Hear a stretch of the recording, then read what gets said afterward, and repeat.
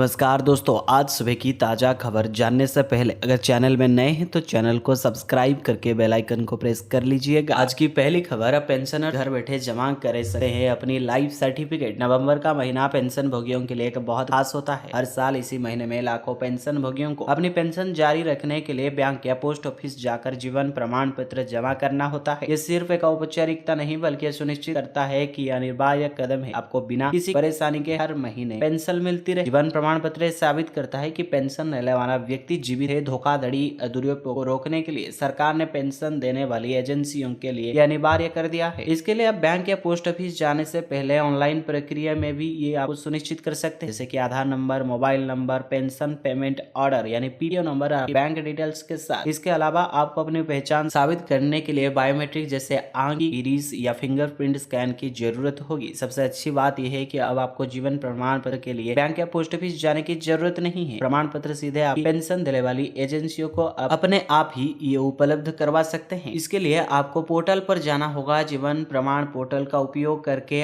आप इसको अपने घर बैठे भी कर सकते हैं। अगली खबर, Xiaomi ने खरीदी टेस्ला की 3 गाड़ियां। Xiaomi के सीईओ लई जुन ने हाल ही में एक ऐसा खुलासा किया जिसने पूरे ऑटोमोबाइल जगत को चौंका दिया है। दरअसल Xiaomi ने सिर्फ अपने मोबाइल गैजेट्स की सीमित नहीं रखे हुए अब ये इलेक्ट्रिक कारों की दुनिया में छलांग लगाने जा रहे हैं, और इसके लिए कंपनी ने कुछ ऐसा किया जो आमतौर पर देखने को नहीं मिलता। लई जुन ने बताया कि इस साल की शुरुआत में Xiaomi ने यानी टेस्ला का वाई मॉडल का कार खरीदे हैं, लेकिन ये कार कंपनी में चलाने के लिए नहीं बल्कि उनकी पूरी तरह से खोलकर समझने के लिए खरीदी गई है। कंपनी के इंजीनियर ने इस कारों को एक एक पुर्जे तक खोलकर ये देखा है कि टेस्ला अपने वाहनों को कैसे डिजाइन करता है और तैयार करता है। उसके अनुसार यह अध्ययन सिर्फ कॉपी करने के लिए नहीं था बल्कि ये जानने के लिए था कि दुनिया की सबसे बेहतरीन मानी जाने वाली इलेक्ट्रिक कार कंपनी की सोच और तकनीकी कितनी गहरी है। अगली खबर, उत्तर प्रदेश में होमगार्ड के 45,000 पदों पर भर्ती का ऐलान। उत्तर प्रदेश होमगार्ड भर्ती का रास्ता साफ हो गया है। शासनादेश के अनुसार राज्य के सभी जिलों में होमगार्ड 45,000 रिक्त पदों पर भर्ती निकाली जाएगी। इस भर्ती के लिए आवेदन उत्तर प्रदेश पुलिस भर्ती और प्रोन्नति बोर्ड के द्वारा लिए जाएंगे। शासन द्वारा साझा की गई डिटेल के मुताबिक इस भर्ती के लिए आवेदन प्रक्रिया अगले वर्ष 1 जुलाई 2026 से स्टार्ट किए जाएंगे। अभ्यर्थी भर्ती के लिए आवेदन ऑनलाइन माध्यम से यूपीपीबीपी की ऑफिशियल वेबसाइट पर जाकर कर सकेंगे। इस भर्ती में चयन के लिए अभ्यर्थियों को पहले लिखित परीक्षा में भाग लेना होगा। जो अभ्यर्थी परीक्षा में निर्धारित अंक प्राप्त कर लेंगे उनको भर्ती के अगले चरण यानी फिजिकल टेस्ट के लिए आमंत्रित किया जाएगा। अगली खबर, 8वां वेतन आयोग रिटायरमेंट लाइफ और सुरक्षा 25,000 की पेंशन बढ़कर हो सकती है 50,000 रूपए। केंद्र सरकार ने नए 8वें वेतन आयोग को मंजूरी दे दी है। केंद्र सरकार ने इसके रिपोर्ट के लिए 18 महीने की यानी 1.5 साल की समय सीमा तय की है। न्यायमूर्ति रंजन प्रकाश देसाई को इस नए वेतन आयोग का अध्यक्ष नियुक्त किया गया है। इस बार उम्मीद जग रही है कि केंद्र सरकार के कर्मचारियों और सेवानिवृत्ति कर्मचारियों को पेंशन में कितनी बढ़ोतरी होगी। 30 अक्टूबर 2025 तक भारत में 68 लाख के आसपास पेंशन नवंबर की शुरुआत से पहले सरकार ने 30 अक्टूबर 2025 तक पेंशन भोगियों को सूची जारी कर दी। देश में कुल 68 लाख पेंशन भोगियां हैं। इसमें सिविल, रेलवे, रक्षा, डाक और संचार विभागों की कर्मचारियां भी शामिल है। 7वें वेतन आयोग के तहत फिटमेंट फैक्टर 2.57 था। यदि किसी कर्मचारी का मूल वेतन 10,000 था तो ये बढ़कर 25,000 हो गए। 8वें वेतन आयोग में फिटमेंट फैक्टर बढ़कर 3.68 भी हो सकता है। उदाहरण के लिए यदि पुराना मूल वेतन 40,000 था तो पेंशन 20,000 तो पेंशन 50% बढ़कर 40,000 हो सकती है। अगली खबर, चीनी हैकर्स ने किया सबसे बड़ा अटैक। आज स्मार्टफोन ने जिंदगी आसान बना दी है, लेकिन डिजिटल धोखाधड़ी के खतरे बढ़ गए हैं। अब गूगल ने दुनिया भर में एंड्रॉइड आईफोन यूजर्स को बड़ा अलर्ट जारी किया है। कंपनी ने कहा कि हर दिन लाखों फर्जी मैसेज यूरोप और अमेरिका में भेज रहे हैं जो लोगों की लिंक पर क्लिक करवाकर उनका बैंक डेटा चुरा लेते हैं। अगर आपके फोन में कोई संदिग्ध मैसेज आता है तो उसे तुरंत डिलीट कर दे, क्योंकि इसे फोन में भी रखने भी सुरक्षा नहीं होगी। की रिपोर्ट के मुताबिक चीन से साइबर अपराधी ऐसे मैसेज भेज रहे हैं जैसे your toll has been deducted without payment. ऐसे मैसेज पर हमेशा खतरनाक लिंक होता है। जैसे ही यूजर इस लिंक पर क्लिक करता है, हैकर्स उसके बैंक अकाउंट, पासवर्ड, लोकेशन और पर्सनल डिटेल्स चुरा लेते हैं। ये ठग विदेशी सिम कार्ड का इस्तेमाल करते हैं ताकि पकड़े ना जाए। एक नंबर ब्लॉक होते ही नया नंबर इस्तेमाल कर लेते हैं।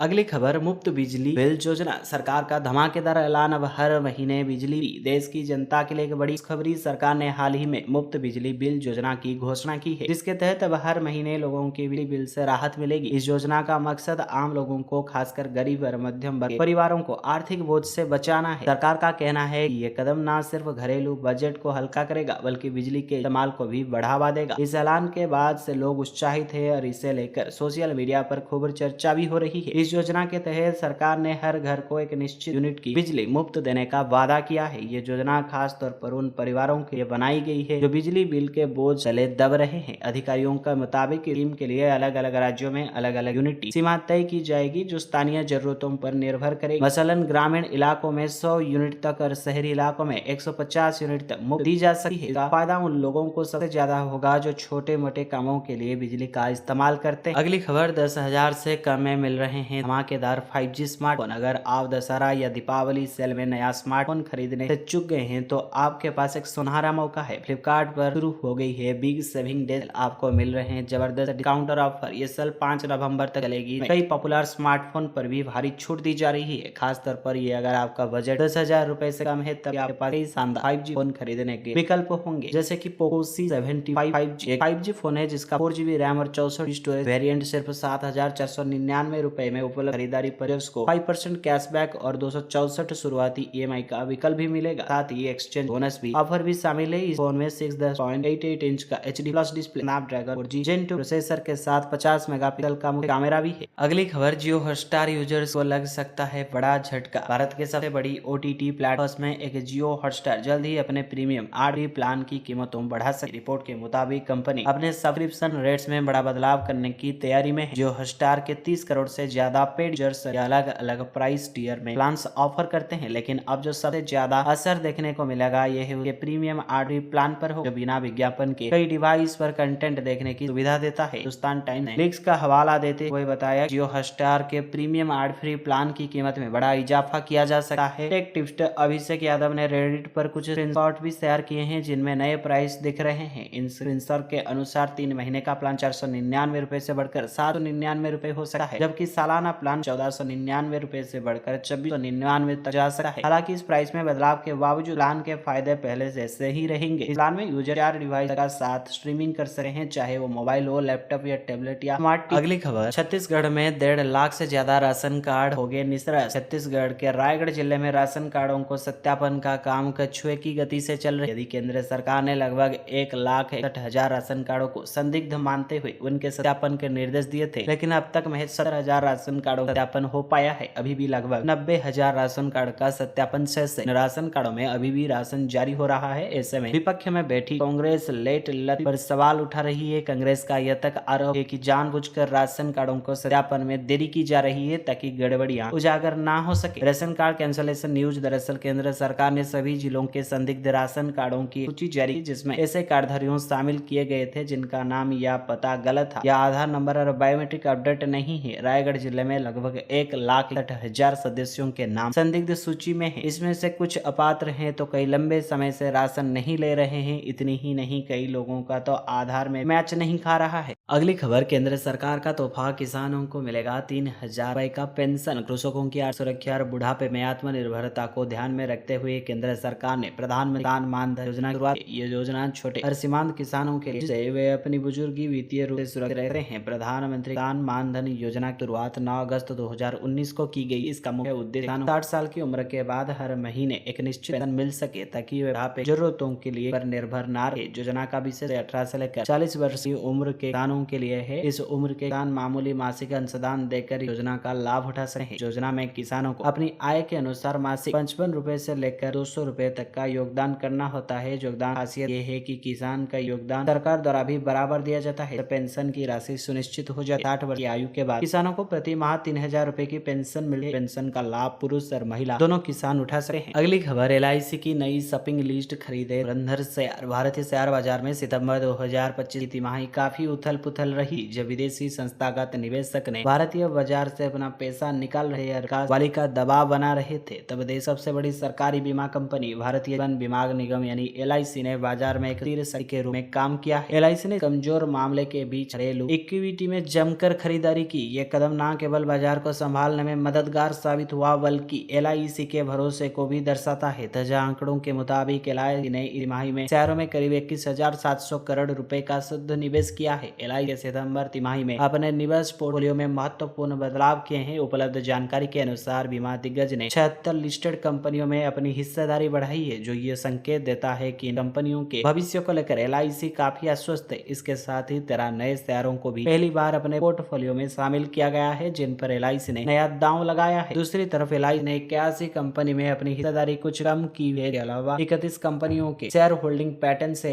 LIC का नाम अब नहीं दिख रहा है। हालांकि पूरी तरह स्पष्ट नहीं है कि LIC इन कंपनियों से अपनी पूरी हिस्सेदारी बेच दी है या फिर हिस्सेदारी 1% की उस सीमा से नीचे आ गई है, जिसका खुलासा करना जरूरी होता है। अगली खबर, बांग्लादेश का बिजली भुगतान विवाद। भारत की दिग्गज कंपनी अदानी पावर ने बांग्लादेश के साथ बिजली भुगतान को लेकर चल रहे विवाद को सुलझाने के लिए अंतर्राष्ट्रीय मध्यस्थता का रास्ता चुना है। कंपनी का कहना है कि दोनों पक्षों में लागत की गणना और बिलिंग के कुछ तरीकों पर असहमत है, इसीलिए आपसी सहमति से बाद समाधान प्रक्रिया शुरू की गई है। अदानी ग्रुप का प्रवक्ता ने कहा कि हम उम्मीद करते हैं कि ये प्रक्रिया तेज, पारदर्शी और दोनों देशों की हित में होगी। यह मामला 2017 में हुए बिजली आपूर्ति समझौते से जुड़े थे, जिसके तहत झारखंड के गोंडा प्लांट से 25 साल तक बांग्लादेश को 100% बिजली देने का करार हुआ था। रिपोर्ट के मुताबिक बांग्लादेश ने 2023-24 में अदानी को 14% प्रति यूनिट का भुगतान किया, जो अन्य भारतीय कंपनियों के औसत 9.57% कहीं ज्यादा है। कंपनी ने बताया कि बकाया राशि में बड़ी कमी आई है, जो पहले करीब $2 अरब की वघड़ अब केवल 15 दिन के टैरिफ के बराबर रह गई है।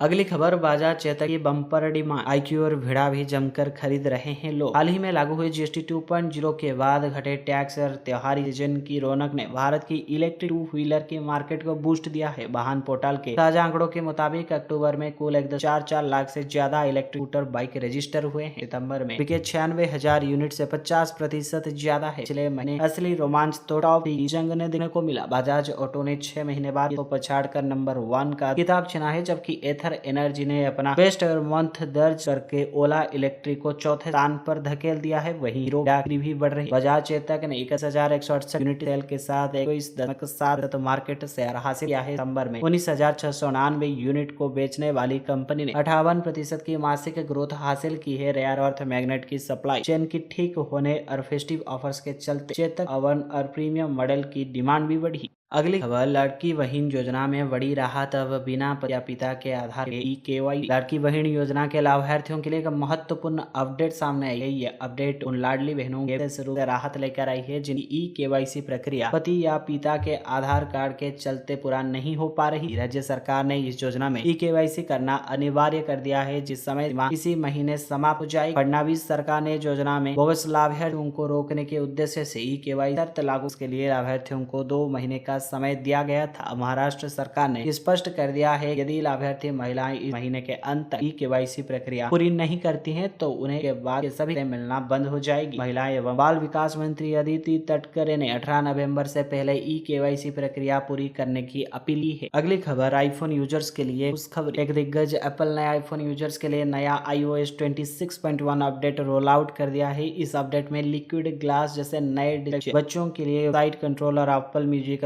लाइव ट्रांसलेशन में बड़े अपग्रेड शामिल हैं। साथ कई सिक्योरिटी और बॉक्स भी हो गए हैं, जो यूजर्स को प्राइवेसी और डिवाइस परफॉर्मेंस को बेहतर बनाने में हेल्प करेंगे। एप्पल ने iOS 26.0.1 में पाए गए कई बग्स को भी इस अपडेट के साथ ठीक कर दिया है। एप्पल ने यूजर्स को लेजिबिलिटी और विजिबिलिटी से जुड़ी शिकायतों को ध्यान में रखते हुए iOS 26.1 में लिक्विड ग्लास नाम का फीचर जोड़ा है। इसके तहत यूजर्स अब क्लियर लुक और इंटेंट लुक मोड्स में चुन सकते हैं। इससे ऐप्स नोटिफिकेशन में UI एलिमेंट की पारदर्शिता को बढ़ा जा सकता है, जिससे कंटेंट पढ़ना आसान हो जाता है। इसके अलावा यूजर्स अब लॉक स्क्रीन से भी कैमरा ऐप को डिसेबल करने का विकल्प भी चुन सकते हैं। तो दोस्तों, आज के लिए इतना ही। मिलते हैं कल सुबह फिर से नए ताजे खबर के साथ।